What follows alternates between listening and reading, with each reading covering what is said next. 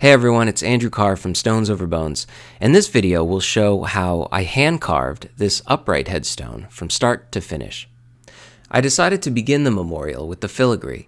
Carving all those curling branches and stems was like being on a roller coaster. My whole body was twisting and turning as I followed those lines. When carving filigree, you transition from thin, delicate lines to wide, swelling ones, and you have to be careful not to deviate from the path of the curve, otherwise the graceful sling of momentum will be lost. Confidence in the continuation of the curve is key. Although I'm speeding up these videos, here's what it looks like in real time to give you a sense of the patience you have to have. Slow and steady wins the race. Now, my studio doesn't have any heat, so carving throughout the winter can get really cold, but for some miracle there was this really warm day in mid-February when I could pretend it was spring and work well into the night with both doors wide open.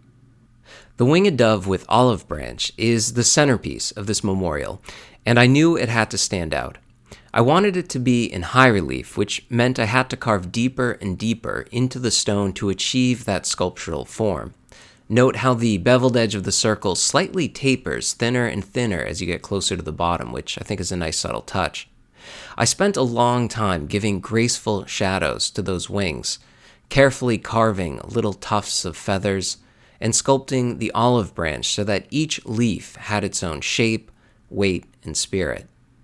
For the background, I thought a stipple texture would really make the bird come forward, so I used a pointer chisel to create thousands of little craters.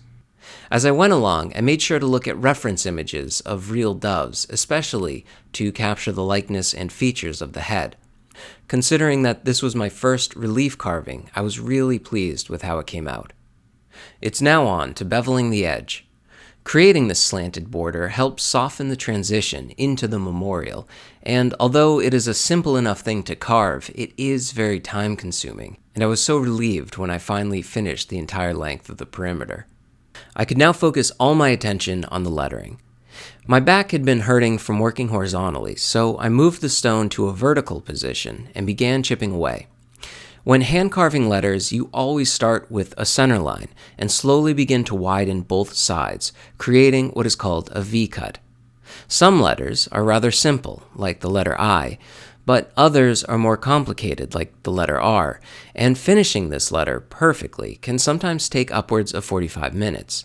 This particular memorial has 34 letters, 20 numerals, and an italic epitaph, so it took quite a while to finish carving, but the results are worth it. When the sun skims the surface of the stone from the side, it creates highly legible letters that always change with the orbiting sun. Just compare how flat and lifeless sandblasted letters look in comparison. Now that the carving was complete, I could begin to polish the stone, removing all traces of the original design transfer, as well as any scratches on the surface. This is not as easy as it may seem. Just when you think you've eradicated all the nicks, as soon as that water dries, a lot more appear. So I mark these with a white pencil and repeat the process until the entire surface is smooth. I will then clean up any last-minute letters to make sure that they sparkle in the sunshine. And there you have it. I think the headstone makes a very touching tribute to this family. My favorite part is how that green strip perfectly merges with that ascending dove. Hopefully this gives you a sense of the thought and care that I put into every step of the process.